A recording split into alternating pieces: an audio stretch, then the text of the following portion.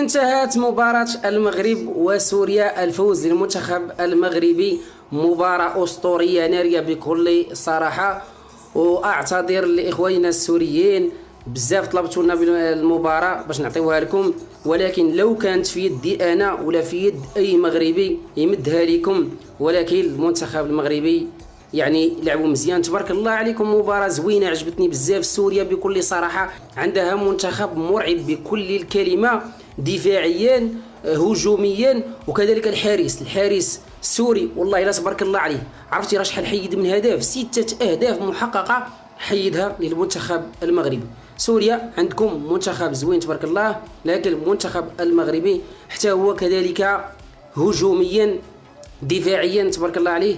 والحمد لله فاز المنتخب المغربي، داز الى نصف نهائي. والمشكله الى دازت الجزائر غتكون شي حاجه اخرى تاني. اش نقول لك، احنا ما بغيناش ندوزو مع الجزائر، بغينا ندوزو معاهم النهايه، ولكن قدر الله ما شاء فعل. وتحياتي.